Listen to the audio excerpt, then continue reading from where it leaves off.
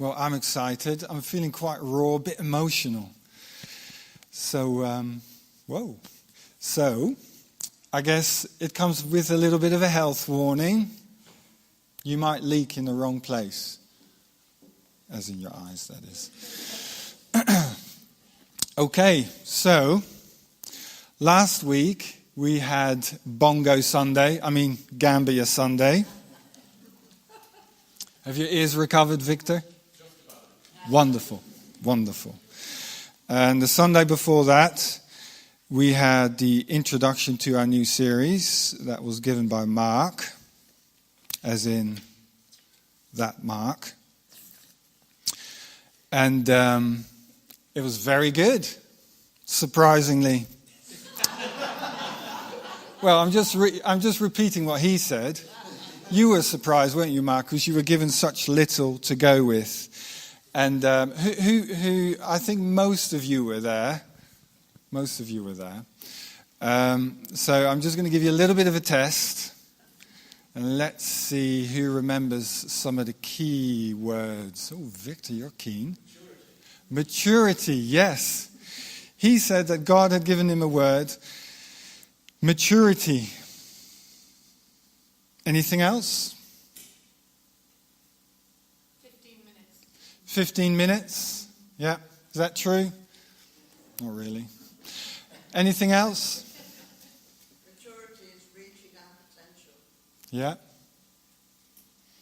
Okay, he talked about, when he talked about maturity, he talked that it's not a one-off event, it's a process. He had a picture up there of a child turning into a man. He talked about sacrifice yourself. He had a picture up there of a tire. Remember that? Rubber hit the road. He talked about spillage. His kids like to walk around the spillage. He didn't want to give too much away, did he? Because he didn't have a lot to talk about. So he packed his talk out with other bits and pieces. But he did mention some really good things that are to come in this series. The other thing he said that I really liked, that was really challenging to me, is that at times we need to act like we have faith.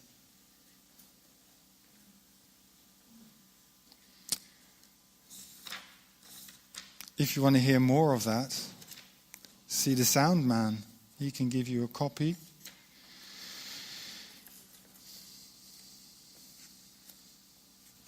Okay, so today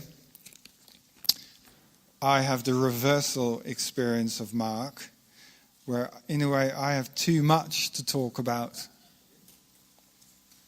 If I can have the slides up of the passages that I'm reading from James 2 to 18.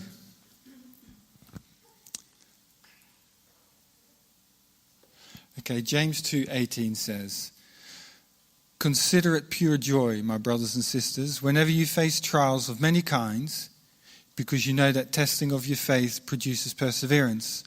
Let perseverance finish its work, so that you may be mature and complete, not lacking anything. If any of you lacks wisdom, you should ask God, who gives generously to all without finding fault, and it will be given to you. But when you ask, you must believe and not doubt, because the one who doubts is like a wave of the sea, blown and tossed by the wind. Those who doubt should not think they will receive anything from the Lord. They are double-minded and unstable in all they do. Believers in humble circumstances ought to take pride in their high position, but the rich should take pride in their humiliation, since they will pass away like a wild flower. For the sun rises with scorching heat and withers the plant. Its blossom falls and its beauty is destroyed. In the same way, the rich will fade away, even while they go about their business. Blessed are those who persevere under trial, because when they have stood the test, they will receive the crown of life that God has promised to those who love him. When tempted, no one should say, God is tempting me. For God cannot be tempted by by evil, nor does he tempt anyone. But each of you is tempted when you are dragged away by your own evil desires, and you are enticed. Then after a desire has conceived, it gives birth to sin, and sin, when it is fully grown, gives birth to death. Don't be deceived, my dear brothers and sisters. Every good and perfect gift is from above, coming down from the Father of the heavenly lights, who does not change like shifting shadows. He chose to give us birth through the word of truth, that we might be a kind of first fruits of all he created.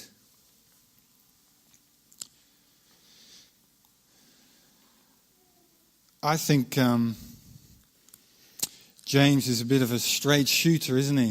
He doesn't mess around with his words.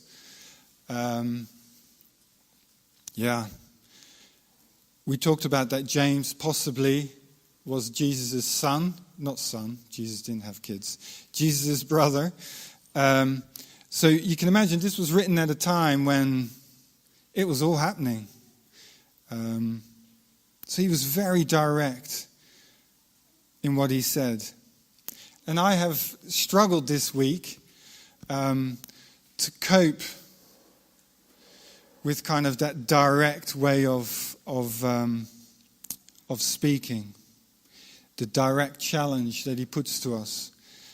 And there was a point where I just felt it was a bit like you're swimming along and, it's okay, I can kind of make sense of it, and suddenly you take a gulp of water. It was a bit like that. When you see people that do the Ironman or, those outdoor competitions, and they have to swim in rough water and the water is a bit choppy. It must be really difficult to keep water out of your mouth. And that's what it was a bit like for me. At times I felt I was drowning. It was too difficult to kind of encapsulate and to have authority over what James was talking about. And then I felt God say to me, you need to change your perspective. You need to see this differently. You need to put on kingdom eyes. You need to look at it in a different way. And that gave me a lot of hope. So I have tried my hardest over the last 7 days, to look for that perspective. So James refers to, obviously, trials. He talks about wisdom, faith, doubt. He talks about wealth and temptation. He finishes with being tempted. Now, all those aspects obviously relate to experiencing trials. Being in temptation is like a trial. Having too little money or too much money can be a trial. Having too much wisdom or too little can also be quite trialing.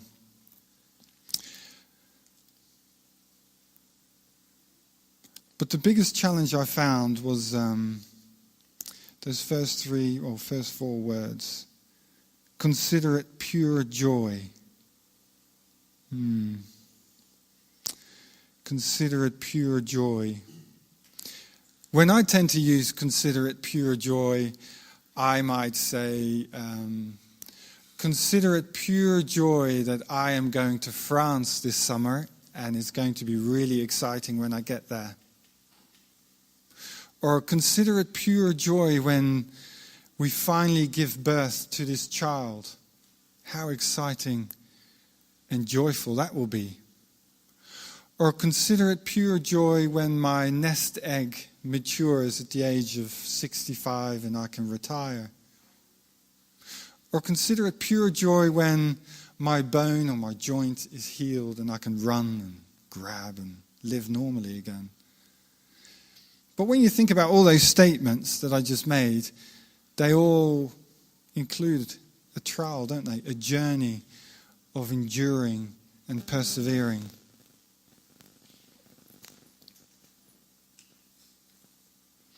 Mark mentioned the word maturity. We don't get to maturity by not undergoing perseverance. There are many schools of thought out there about why there's such a thing as trials, or possibly why there's such a thing as suffering. Obviously, a massive debate about why there's such a thing as suffering in the world. You might hear many different opinions. Some opinions might be, does God know what he's doing? Does trials and suffering, is that all from the devil? Is it all evil? Is God testing us? Or as James seems to strongly suggest, God is creating perseverance in us so that we can lack nothing. And when we pass the test, we will get a crown, a reward. I do think that there is a big difference between trials and suffering. I think what James is mainly talking about here is our journey of faith, that process of maturing. Because it would be very difficult to have pure joy over incredible loss. But we can experience pure joy when we're in a relationship with God where He is putting things in our life that in turn brings beauty out of us, makes us more Christ-like. So what are some of these trials that James might be hinting at?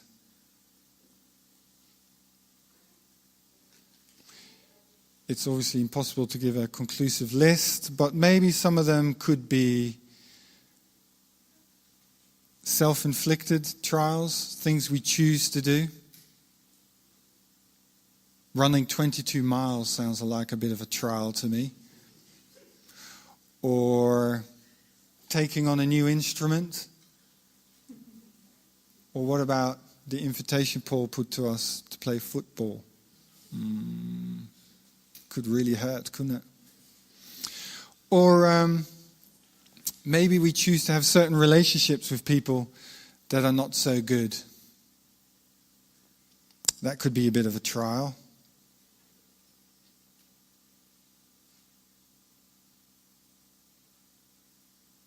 Or maybe addiction,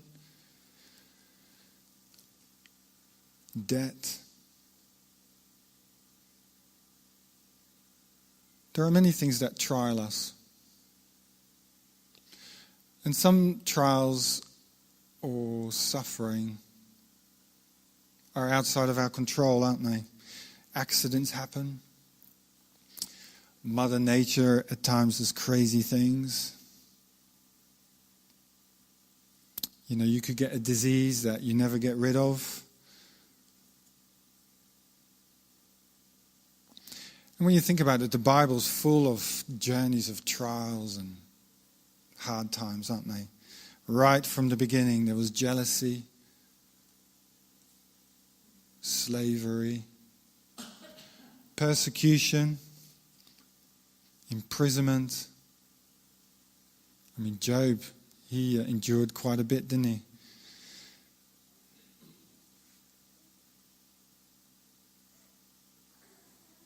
So why would 2017 be any different? We're still living in a fallen world. We are still breaking bones, bumping up against things, and we still need to endure a process of becoming mature. So I suggest possibly the greatest way God can teach us things through trials is through relationships. So if we just look at that for now, let's just concentrate on that for a minute. And I suggest the biggest trials in relation to relationships comes from the relationship with yourself. Learning to love yourself. learning to love yourself.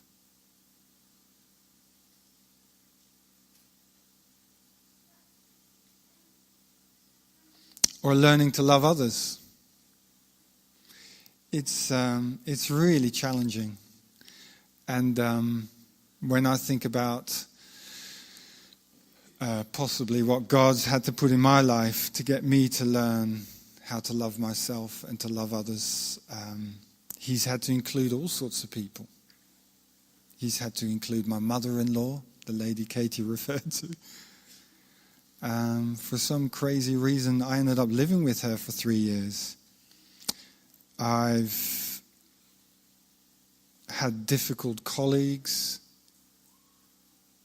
or maybe I was difficult, or challenging employers. Your own kids can challenge you, can't they? You can learn so much from your own children. You know, particularly in my case, when they hit that grand old age when they have their own opinions and they start to assert themselves. Really, really difficult. When they can choose to love you back or not, very painful. Very painful.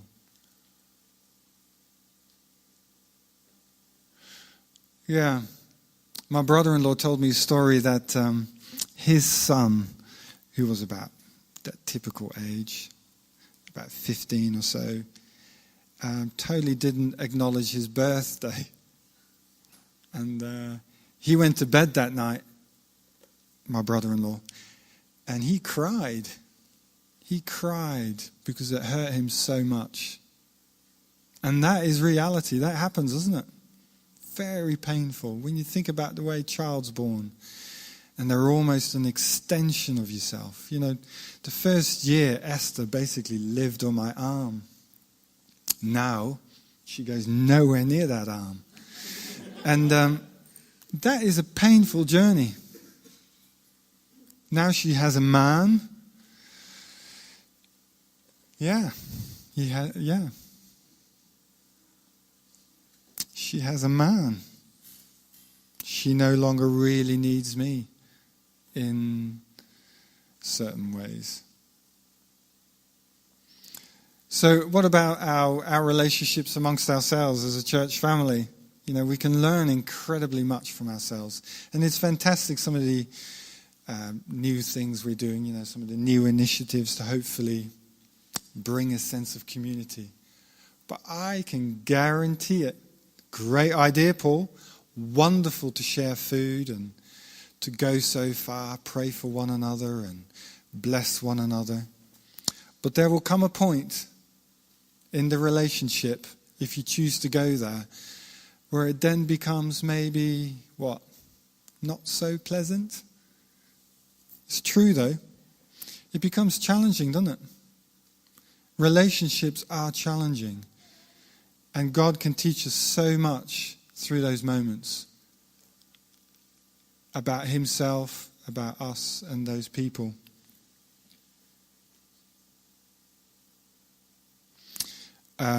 Community life. When people choose to do community life, where they take time out and they live together for a period of time and they sit around and share and explore stuff, you know, like AA Anonymous or other community groups like that. They say that after 3 days of intensive work, they hit this kind of level where the only way forward is through conflict. And very interesting to understand when conflicts are resolved and forgiveness is expressed and people are embraced and accepted for who they are. That community then goes deeper. And we want that for us, don't we? We want for honesty and truth to be in the room, but also for love and acceptance to be in the room. And that can be quite challenging to do that well. What about parents? A lot of us are parents. In interesting how you talk about your own parents. Possibly your kids will talk like that about you as well. Do we believe that? Some of you are sitting next to your parents. Yeah. It's really hard when relationship with parents, when you're going through those different stages, when you initially obviously go and start your own family, and then often Christmas becomes a real challenge, doesn't it? Who are you spending time with at Christmas time? Do we all relate to that? You're all very quiet. Who doesn't relate to that? Whose Christmas every year is just fantastic? It is now. It is now. You've obviously gone through conflict.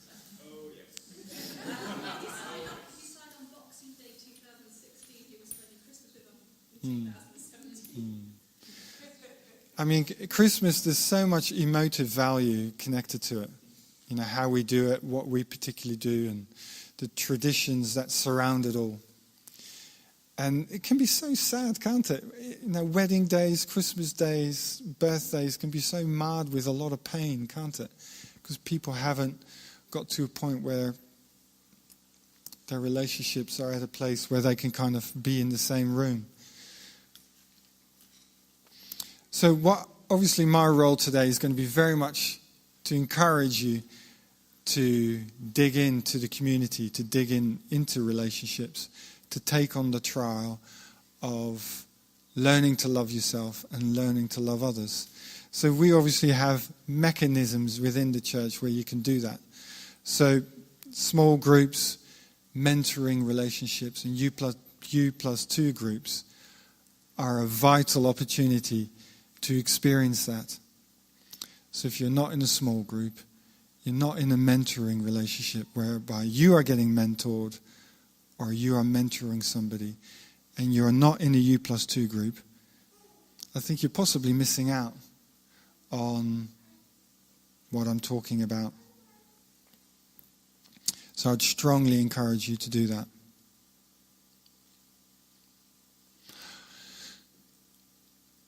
James didn't talk much about relationships, which I thought was a bit of a shame.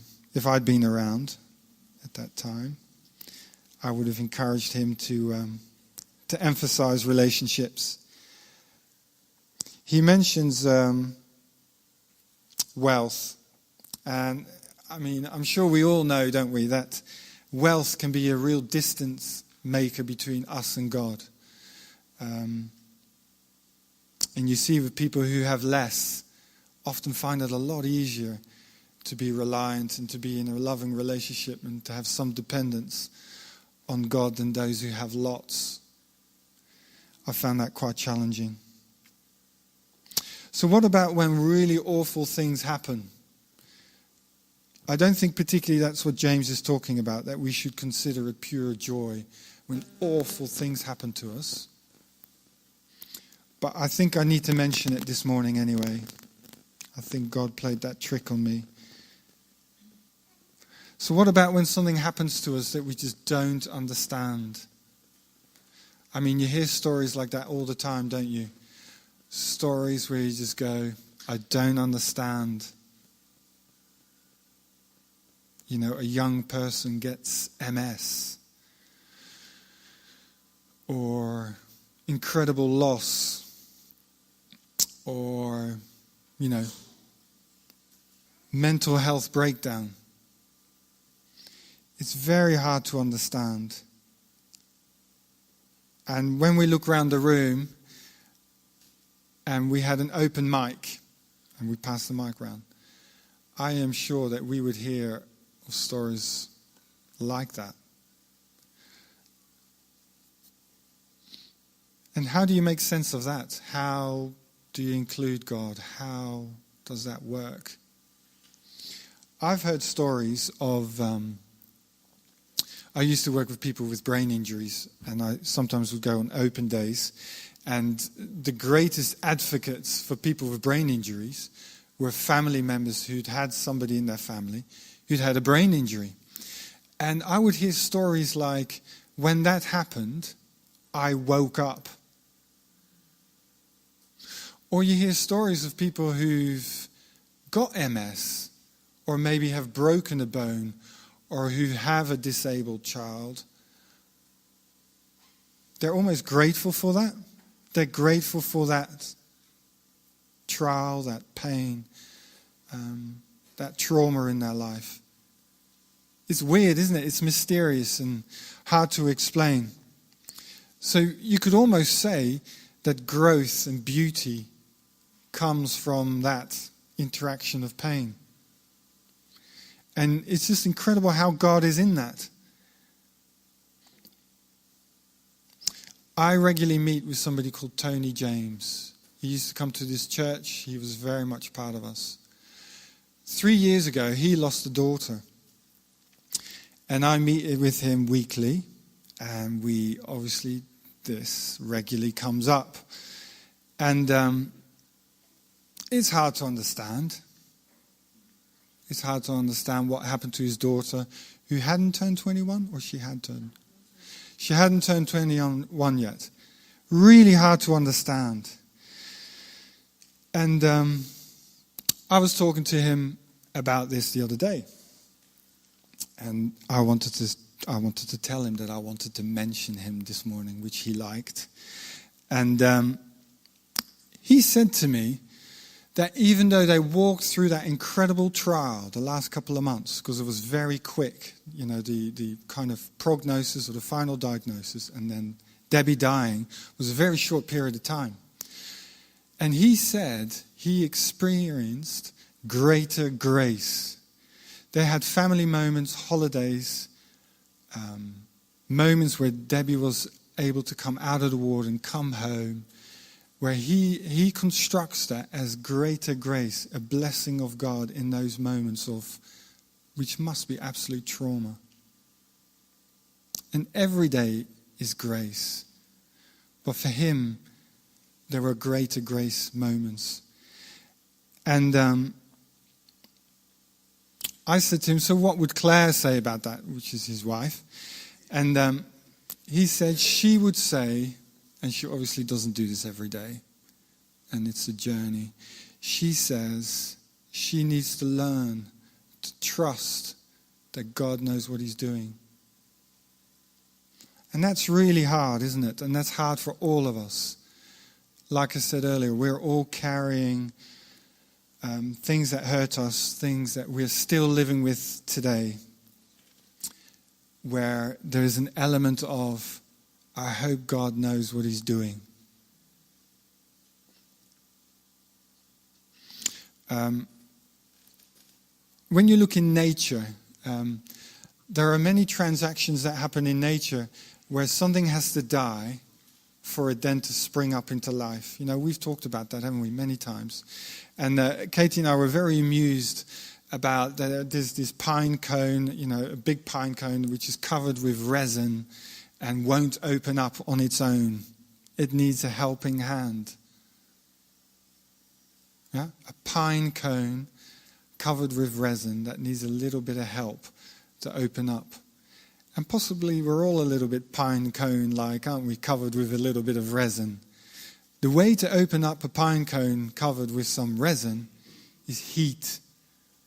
Forest fires. The only way these pine cones release the seeds that are embedded inside of it is through fire, through heat, through being burnt. And you kind of wonder whether there's a bit of an equation where God works like that. That's how God kind of gets to us. And I know it sounds, it's hard to understand. And no way do I personally believe that God is obviously wanting suffering in our lives. But suffering and pain and trials can create incredible life. It can turn people's course in life in a totally different direction. So how do we live with those questions? Tim, if I can have that up.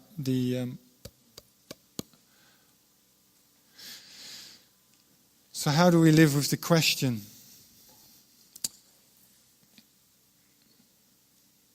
If you just want to read that to yourself.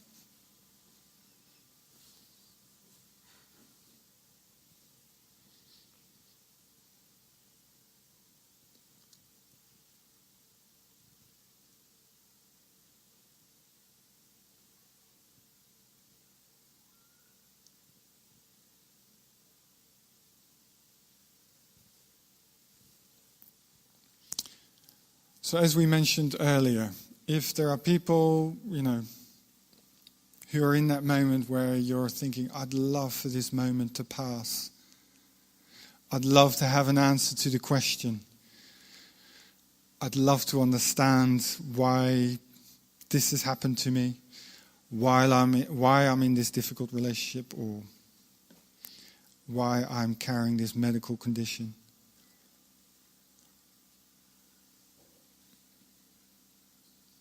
We need to learn to live with it.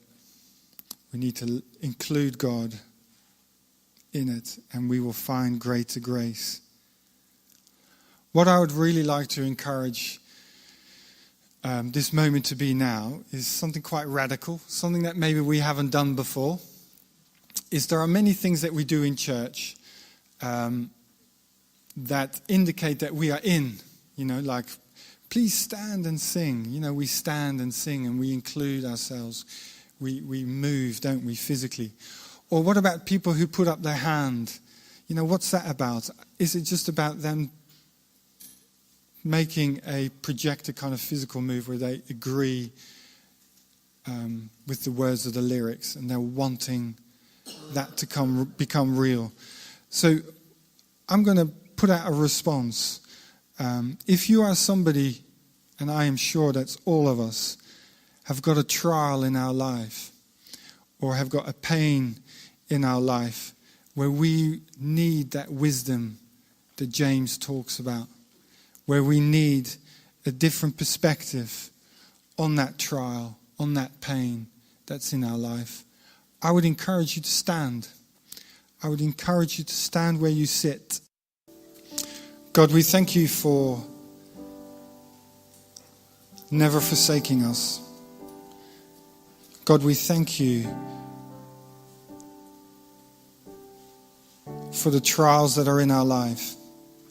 God, we thank you for the things that happen to us, that we live with day to day, that make us more like you, that force us onto our knees and to ask those questions.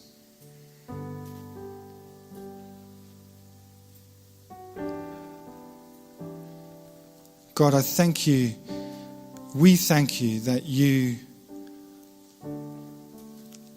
are creating endurance in us, a perseverance, so that we will lack nothing. In Jesus, we ask that you stand in those places with us where we experience that greater grace, that wisdom that we so desperately need.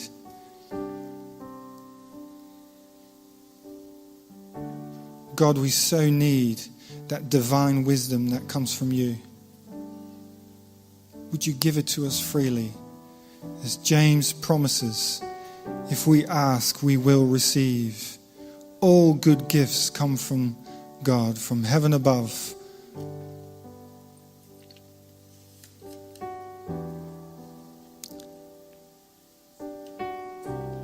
Help us to endure. Help us to persevere. Help us to embrace. And God, if we have got situations in our life that are awful, that are so difficult to understand, and we have those burning questions that torment us, help us. Help us in those moments. Help us in those moments to trust that you know what you're doing.